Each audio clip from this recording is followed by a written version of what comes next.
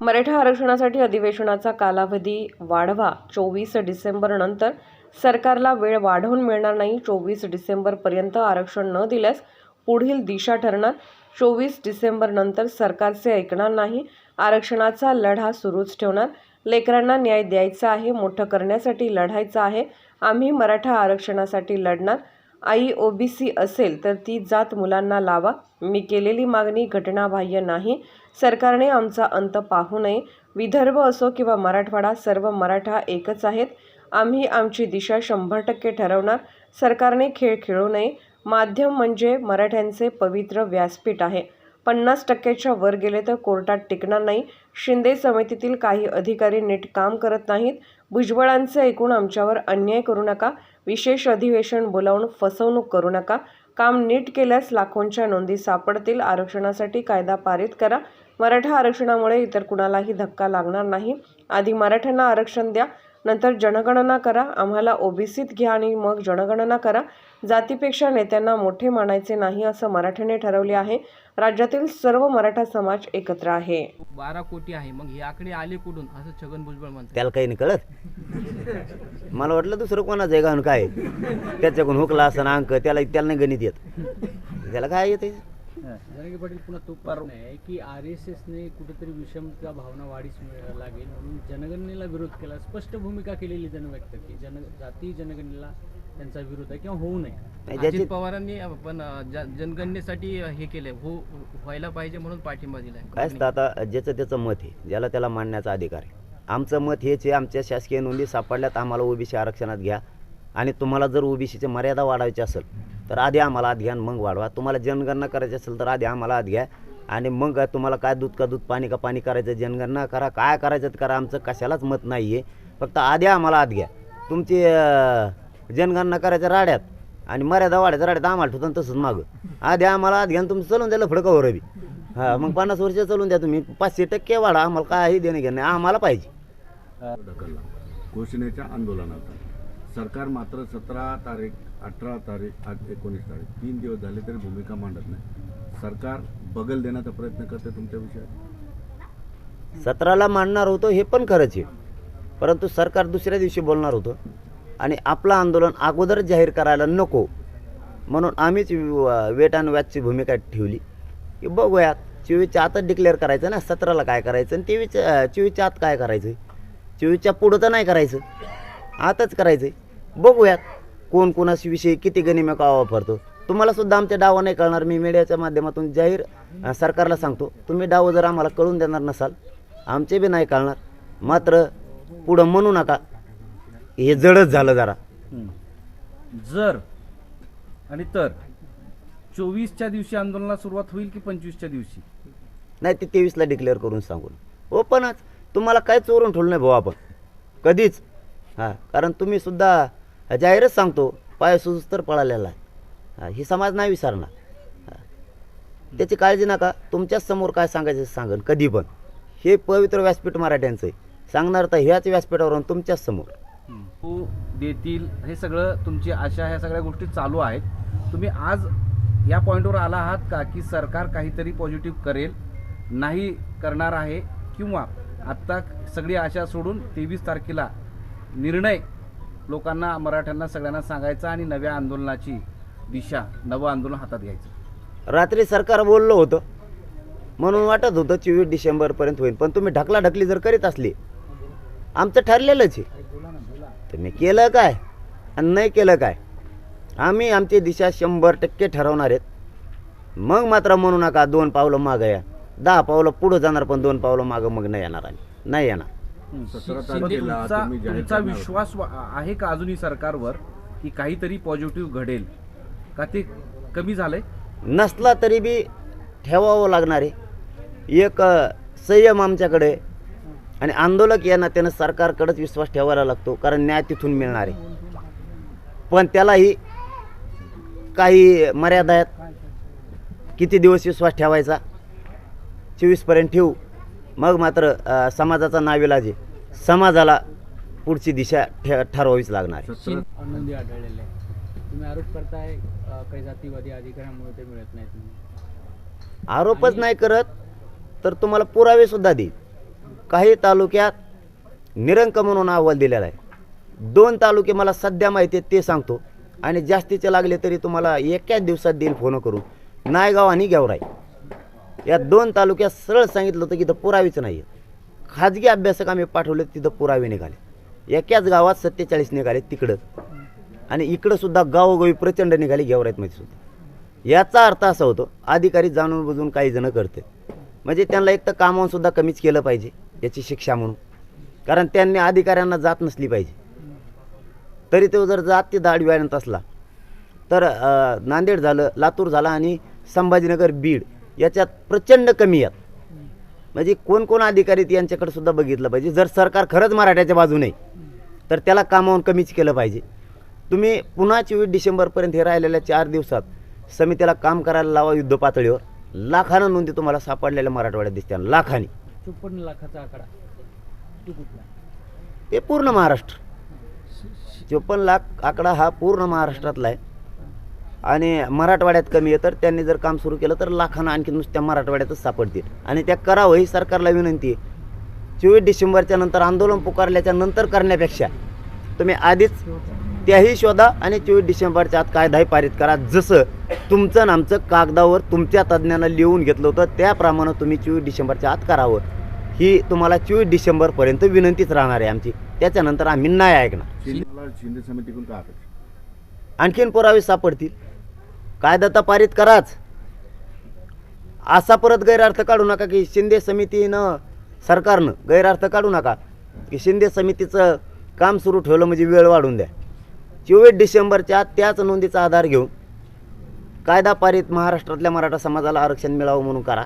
मराठा आणि कुणबी एकच आहेत, काही फरक नाही आहे. शिंदे कायदा पारित करा आणि शिंदे समितीचंही काम सुरू राहू द्या. शिंदे समितीचा अहवाल 24 पर्यंत आला, अंतिम अहवाल आला, आणि त्याबरोबर कायदेशीर प्रक्रियेसाठी थोडाफार मागे पुढे वेळ लागतो. तर त्यासाठी जर सरकारनं एक टप्पा पॉझिटिव्ह करतंय असं तुम्हाला वाटलं तर तुम्ही ॲडजस्ट करणार आहात का, करू शकता का? मग आता 2 महिने मागं पुढं सरकलोत ना, किती मागं सरकीत आम्हाला आणखी. हे 2 महिने मागं पुढं सरकेलं होतं. आता मागं पुढं सरकत नसतं काय, आता जागेवरच असतं. कवर मागं पुढं सरकवतं, पार गुडघे मोडले, आमचे पाय दुखायला लागले, सगळं बारगडं दुखायला लागले. मागं पुढं कवर सरकीत आम्हाला आता बस झालं.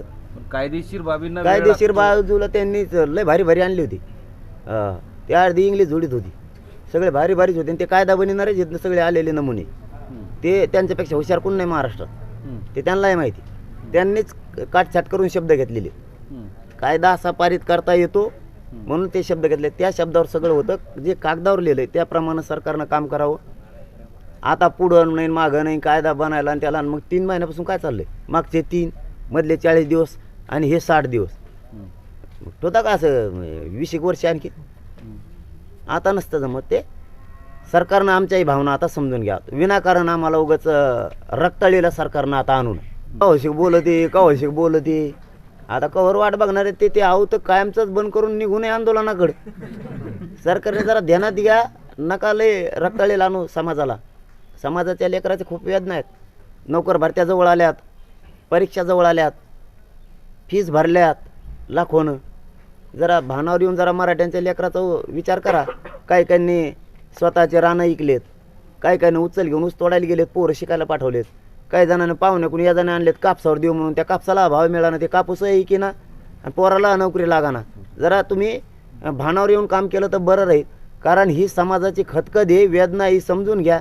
ही खतखत जर खरंच आंदोलनाच्या रूपात जर उसाळली तर तुम्हाला लय पश्चाताप येईल. माझं किमान संयम माझ्या अंगात आहे म्हणून तरी सरकारनं समजून घ्या.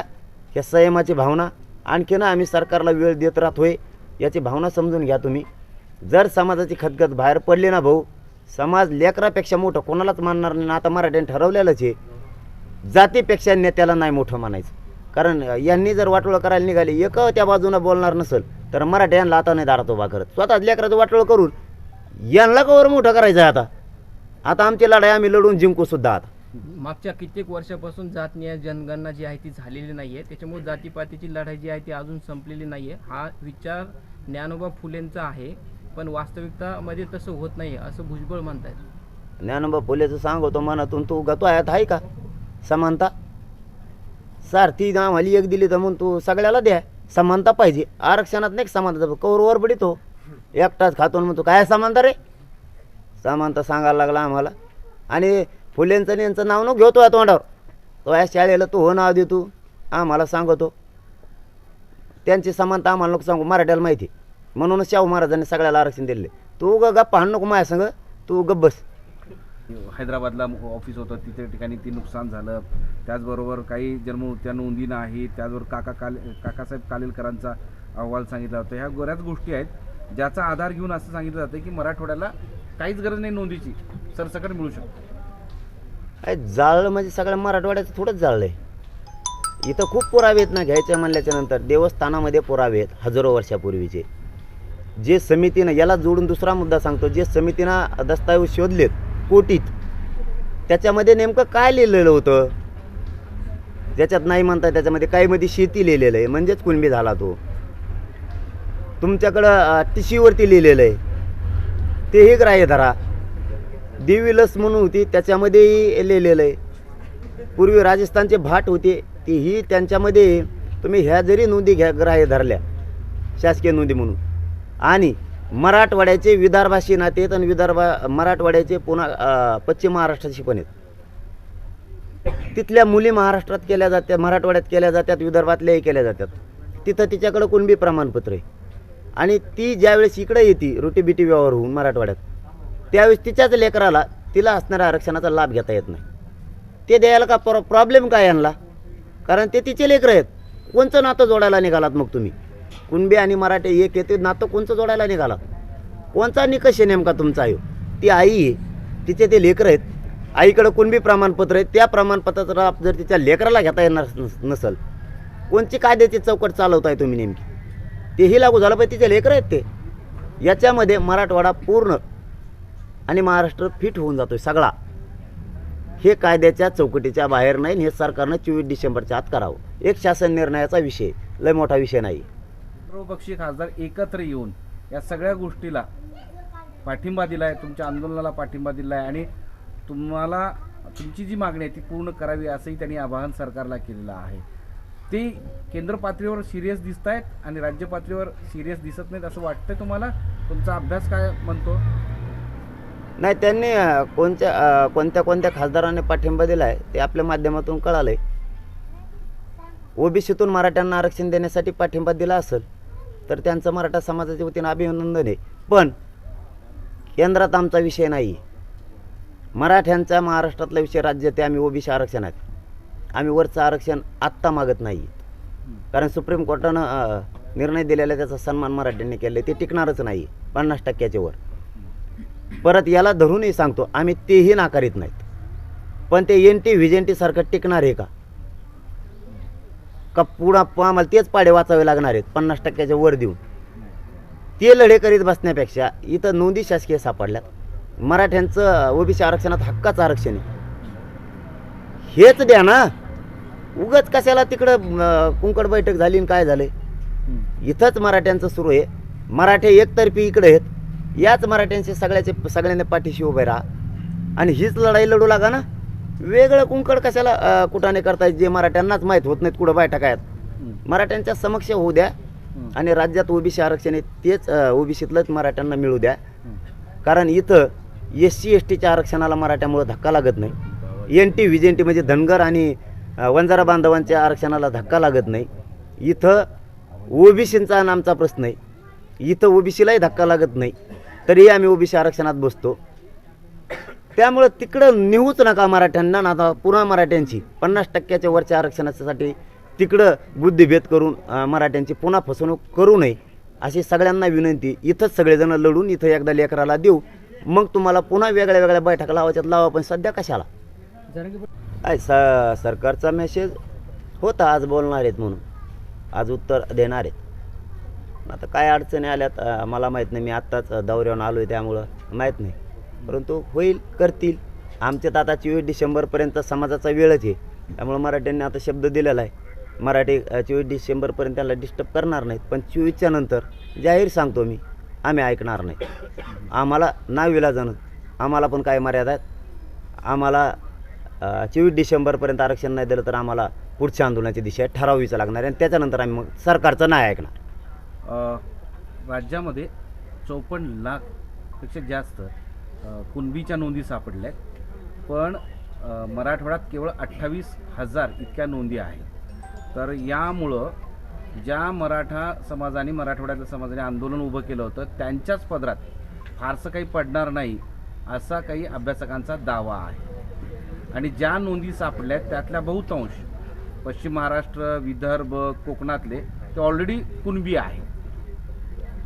नाही, कोणाला काय वाटतंय, अभ्यासकांना काय वाटतंय याच्यावर हे आंदोलन नाही. मला काय वाटतंय त्याच्यावर हे आंदोलन नाही. इथं गोरगरीब मराठ्यांना काय वाटतंय ते महत्त्वाचं आहे. जरी मराठवाड्यातून लढा उभा राहिला असता तर मराठवाडा काय महाराष्ट्र अखंड महाराष्ट्राच्या बाहेर नाही आणि महाराष्ट्रातले मराठे हे वेगळे नाहीत आणि ती संस्कृती मराठवाड्यातल्या मराठ्यांच्या नाही, महाराष्ट्राच्या सुद्धा नाही. सगळे भाऊ आपलेच आहेत. कोणाला व्हायला मिळतं आहे ना, मिळणार आहे. हां, हे खरं आहे की मराठवाड्यात कमी नोंदी सापडल्यात ते सरकारच्या कानावर आम्ही 2 दिवसापासून टाकलेलं आहे की इथले काही अधिकारी जाणून बुजून पुरावे शोधत नाही आहेत आणि निरंक म्हणून अहवाल देतात. म्हणजे इथं नोंदीच नाहीत असा अहवाल देत आहेत. त्यांचा बंदोबस्त करा हे सरकारला आम्ही सांगितलेलं आहे आणि समितीला 24पर्यंत काम करू द्या आणि समिती जर ताकदीनं मराठवाड्यात काम केलं तर लाखांना नोंदी तुम्हाला मराठवाड्यात सापडलेल्या दिसतील आणि त्या नक्की सापडतील, त्याची काळजी नाही. आम्ही लढणार त्यासाठी, त्यात काय दुमत नाही. या नोंदीशिवाय कुणबी नोंद नसतानाही सरसकट कुणबी दाखले देण्यासाठी मराठवाड्याची परिस्थिती ही विशेष आहे असे मुद्दे मांडले जात आहेत. कारण त्याच्यामध्ये वेगळे 8-10 मुद्दे आहेत ज्यामध्ये 1967 पूर्वी काही नोंदी होत्या पण त्या उपलब्ध नाहीत. की तुम्हाला जर विशेष अधिवेशन बोलायचा घाट घालायचा आहे, तुम्हाला जर त्याचं एकट्याचंच ऐकून पुन्हा मराठ्यावर जर अन्याय करायचा असला तर आमचा नाविलाज आहे. तुम्ही त्याच्याच गळ्यात हात टाकून हिंडू शकता. मग त्याला आमचा मराठ्यांचा नाविलाज आहे. आम्ही आमच्या लेकरांसाठी लढणार आहेत आणि लढाई जिंकणार सुद्धा आहे. तुम्हाला विशेष अधिवेशन बोलवण्याचं घाट घालण्याची गरज नाही. तुमचं जर उद्या अधिवेशन संपत आहे, आणखीन 5-6 दिवस वाढवा ना. 24 डिसेंबरच्या नंतर 20ला जर संपत असलं तर 4 दिवसासाठी तुम्ही कशासाठी विशेष अधिवेशन बोलवत आहे? लगेच याचीच मुदत वाढवा, हे आमचं सकाळी म्हणणं होतं. तुम्ही 25 करा, 26-27 करा, तुम्हाला जी मुदत वाढवायची तर वाढवा, पण 24च्या आत मराठ्यांना आरक्षण द्या. विशेष अधिवेशन बोलून तुम्ही आमची पुन्हा फसवणूक करू नका. नसता नाविलाजाने आम्हाला पुढच्या आंदोलनाची दिशा ठरावीच लागणार आहे आणि एकदा ठरविली तर मी जाहीर सांगतो, मग आम्ही मागे सरकणार नाही. पाटील, अशी माहिती समोर येते मंत्रिमंडळाची जी उपसमितीची बैठक झाली त्या बैठकीमध्ये जो तुम्ही पहिल्यापासून मुद्दा धरला की सरसकट मराठा समाजाला प्रमाणपत्र मिळालं पाहिजे, मात्र त्यात रेड लाईट दाखवला आहे त्यांनी मंत्रिमंडळाच्या बैठकीत, अशी माहिती समोर येते. नाही, आता खरी काय माहिती माहीत नाही, परंतु आता खरं उघड होऊन उत्तर दिल्यावर आणि मग ते रिएड आहे का काय आहे, मग बेड आहे, मग तुम्हाला 24च्या नंतर कळन मग रेड आणि बेड कसं असते ती. नावेलाज हो, आमची भावना जर तुम्हाला समजून घ्यायची नसली तर नावेलाज आहे. तुम्ही एकट्यालाच खुश करीत बसणार. मराठी येडेत काढायला लागले काय तुम्ही? एकदा 3 महिने दिले, परत 40 दिवस दिले, आता मोकळ्या मनानं मराठ्यांनी तुम्हाला 2 महिने 24 डिसेंबरपर्यंत दिले. तुम्ही आणता नका बघू. तुम्ही खरं सांगतो मी सरकारला, तुम्ही मजा घेऊ नका मराठी. पूर्वीचा मराठा नाही राहिला. तुम्हाला वाटलं असेल मराठा विखुरलेला आहे. पूर्वीचा मराठा आता राहिला नाही. पक्ष फिक्ष मानत नाही मराठा, आता स्वतःचे लेकरं मानतोय. तुम्हाला खरं सांगतो, तुम्हाला असा पश्चाताप येईल की तुम्हाला वाटेल हे बरं झालं असतं, केलं असतं तर हे विनाकारण आपण लांबीत बसलो असं होईल तसं होईल. हां, जसं हल्ला करताना जाणून बुजून केला आणि हलगर्जीपणा करून आमच्यावर लाठीचार्ज केला आणि आमचे डोके फुटले, आमच्या आया बहिणीचे डोक्याच्या चिंदाड्या झाल्या. तुम्ही केलं, तुम्हाला पुढं वाटत असेल असं नका स्वप्न बघू.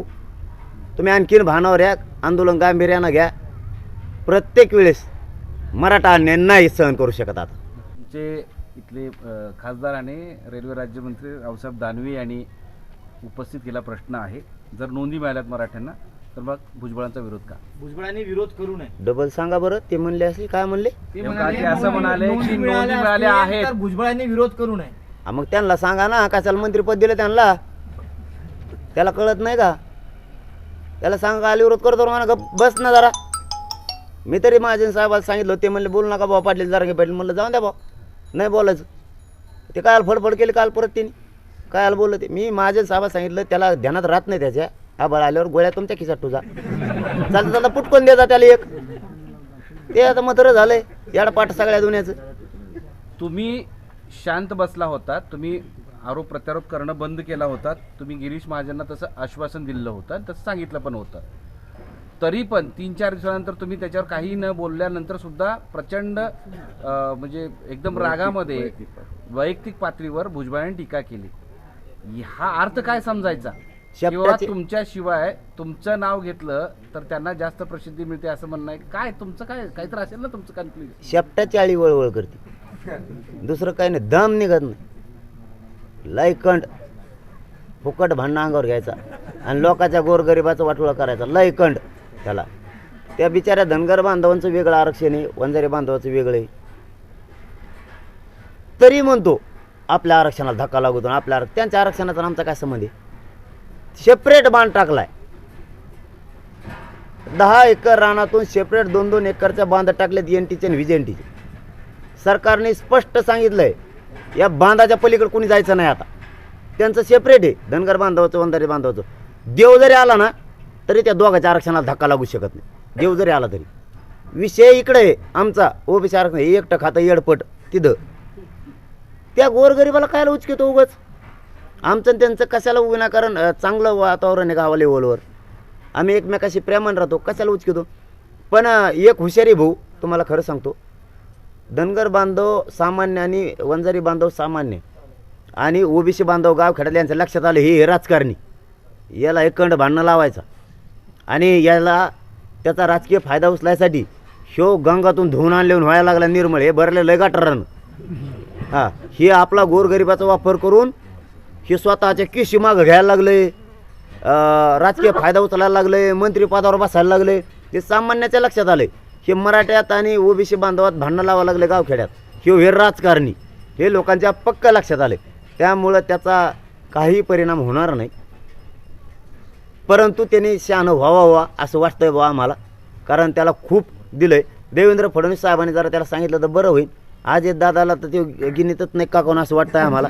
वाटतंय आता 50 बारी त्यांना सांगितलं तुमचा मौज गप बसा, तुमचा मौज गप बसा. त्याचा अवती एकटं दमटी दे.